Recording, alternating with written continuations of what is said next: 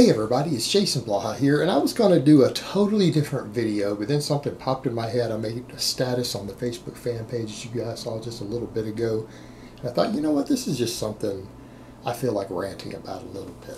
So let me put on my +5 out of weaponsmithing, work on skilling up my crafting a little bit, and let's talk about this. And let's be honest here. When I talk about comparison, this is an important topic, and a lot of people will say things like, well, you shouldn't compare yourself to others. We're men. Men compare ourselves to others. Men think in terms of hierarchy. We think in terms of rank. We think in terms of social dominance.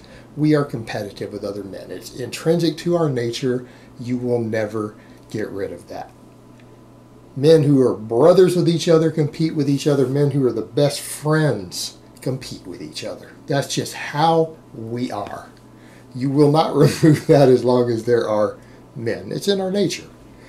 And you want to talk about lifting. I mean, not only do we have half a dozen strength sports, guys who compete in non-lifting sports, football's a perfect example, they compete with each other in the weight room, right? They want to know who lifts more.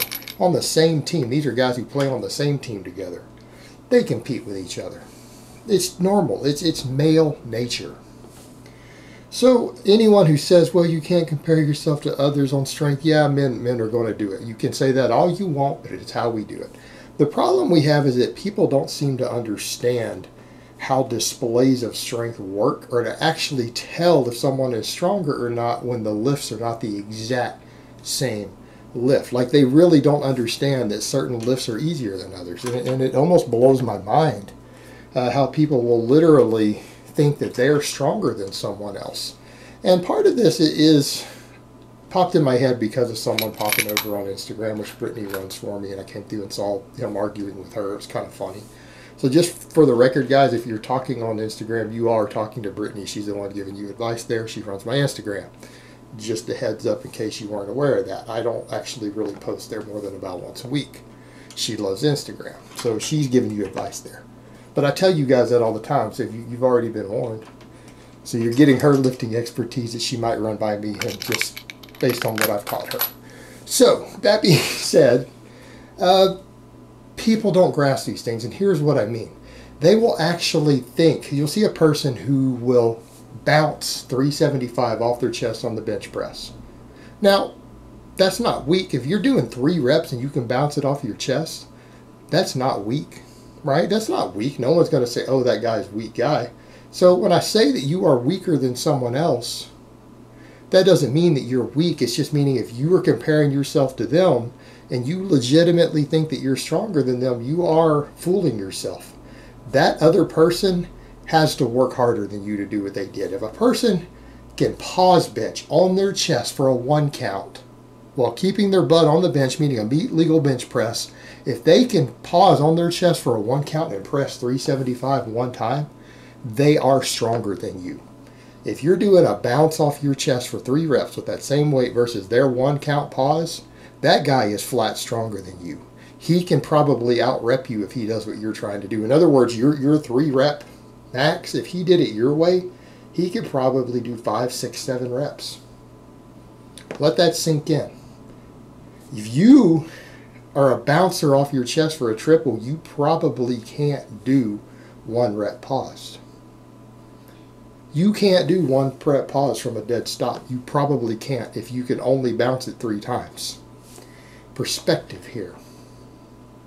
Same thing. Guys will say, well, you know, they'll do a sumo deadlift with straps. You know, and let's say you can sumo deadlift with straps 600 pounds. That's not bad. That's actually pretty decent deadlift. But I'm going to ask you guys here who step back and look at this, who understand this. Do you honestly think that a guy who pulls conventional, raw, without straps, conventional 595 isn't stronger than the guy pulling 600 sumo with straps? Who do you think has the stronger back and grip and everything else, overall strength? Because you need to understand, straps add weight to what you can lift. That's, again, guys who don't understand this may not grasp that. The actual gripping itself uses part of your nervous system. It uses part of your strength up. The guy who's pulling 595 conventional without straps is probably stronger than the guy pulling 600 sumo with straps. And if the guy pulling sumo can't lock it, which is half of what we see, the other guy's a hell of a lot stronger. And what you need to understand, yes, there are some people who pull more conventional than sumo, but there are a lot of competitors who train both who admit they can pull 50 pounds more sumo.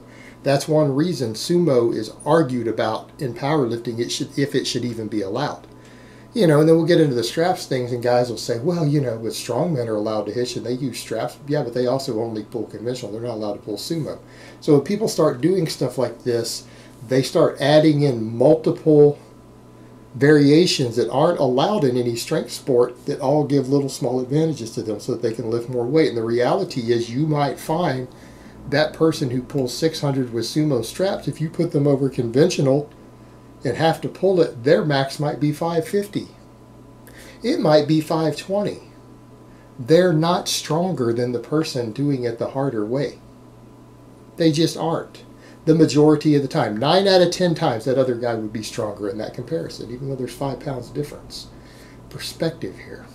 And when you start trimming range of motion out, it starts going up dramatically. All right, anytime you do a variation that starts pulling range of motion out, sometimes the amount of weight that you can lift becomes enormously higher. It doesn't mean you're stronger. It just means it's an easier variation.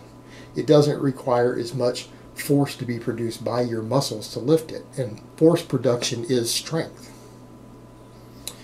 Same thing when you start talking about squatting.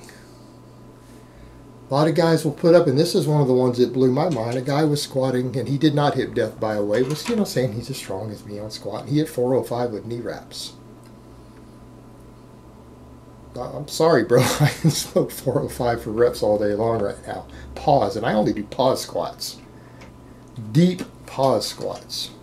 405 is not even like a 3-rep max for me right now. I can do that easily for 5 or 6 reps. Paused. I train with a heavier weight than that 6 days a week right now. So just perspective. But, you know, and that one's almost not worth addressing, but here's a perfect example. Guys will throw knee wraps on, and they really think that they're only getting a few pounds out of knee wraps. They clearly aren't looking at the records differences. You go to strength sports, you keep different records for wraps versus no wraps.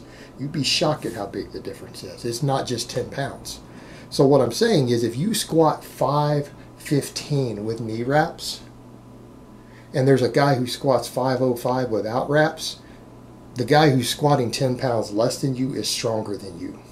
You take those knee wraps off, if the best you're doing is 515 in wraps, you're not even a 500-pound squatter raw. You're not. You can't do it. You're not capable of doing it. Because knee wraps give more than 20 pounds. They give more than 20.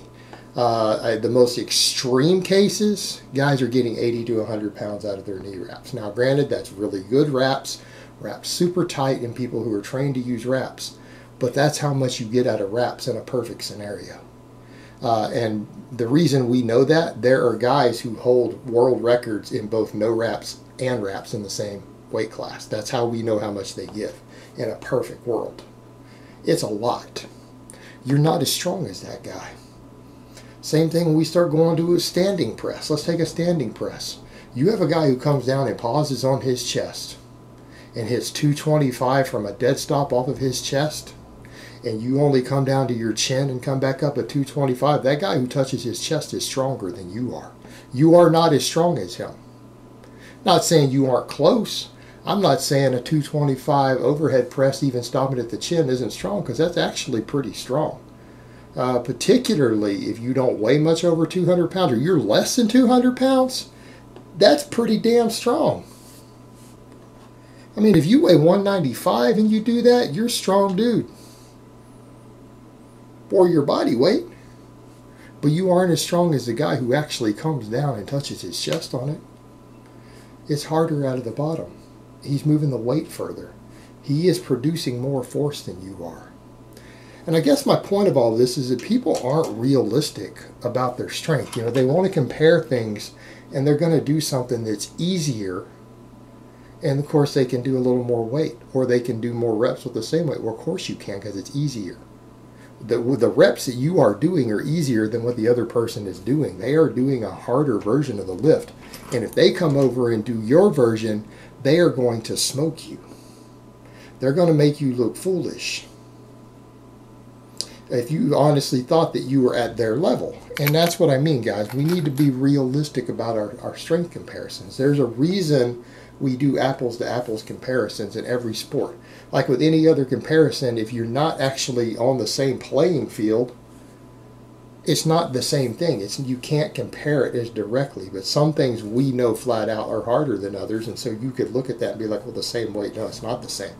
That person really should be lifting 30 pounds or 40 pounds more because of what they're doing. And if they can't, then they're definitely weaker than the other guy. And that comes from just years of experience of being around these lifts and knowing yourself and watching various lifters when they do the variations, how much difference their strength is on it. You get a feel for these things over the years to get an idea of about how different they should be. But even that's only a ballpark. Until you get to an apples to apples comparison, you can't always pin it down to that last 5 pounds. Of course you can't.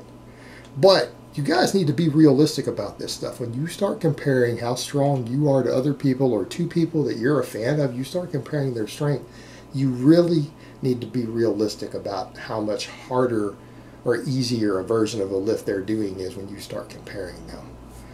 Because not every single pull off the floor or off of blocks is the exact same difficulty. Not every sort of press is as difficult as another. There's more than just weight on the bar that determines how difficult a lift is, right? There's more to it than that. So just be realistic, guys, and check your egos at the door. Be humble about it, be realistic about it, and understand how we all stack up. Because at the end of the day, it doesn't matter how strong you are. Unless you're a world record holder in a super heavyweight class, there is probably somebody out there who's stronger than you. And you know what? Even if you are that world record holder, eventually somebody else is going to knock it down. It might take 30 years, but records get broken. It just is what it is. And there's nothing wrong with comparing yourself to others, but you need to be realistic about it. And a lot of people do that. They start throwing insults about how strong they are versus someone else or how they compete with them. And oftentimes when you see it, looking at what they're doing, they really aren't. They're sometimes doing way easier versions of the exercises, and those don't compare the same way. Be realistic here. Keep it real. All right, guys, but that's really all I have to say on that today. I hope it's been informative. And I will talk to you guys next time.